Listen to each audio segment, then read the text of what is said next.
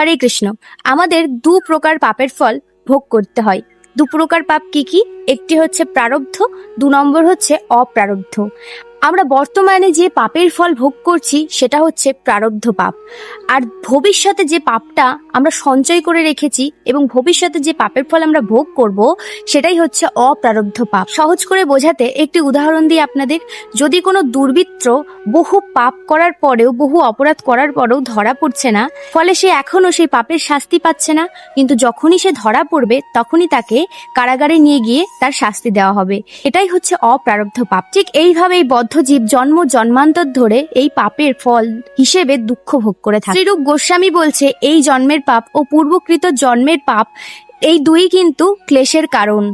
সাধারণত পাপ কর্ম অবিদ্যার থেকে জন্ম হয়, কিন্তু অবিদ্যার অজুহাত দেখিয়ে পাপ কর্ম থেকে কিন্তু রেহাই পাওয়া যাবে না। কিন্তু এবার কথা হচ্ছে, এই প্রারব্ধ ও অপ্রারব্ধ পাপ থেকে আমরা তাহলে কি কোনোদিনই মুক্তি পাবো না?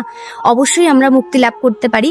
এ বিষয়ে ভাগবতে ভগবান শ্রীকৃষ্ণ উদ্ধবকে বলছে, হে উদ্ধব, আমার প্রতি ভক্তি প্রজ্বলিত অগ্নির মতো, যা ইন্ধন রূপী অপার পাপরাশি ভস্য করে দিতে পারে।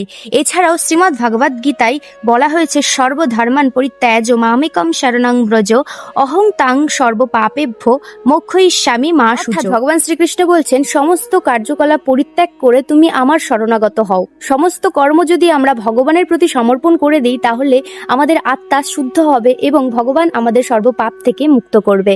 তো আশা করি আপনারা বুঝতে পারলেন পুরো বিষয়টা। ভালো লাগলে অবশ্যই লাইক করবেন। হরে কৃষ্ণ, হরি বল।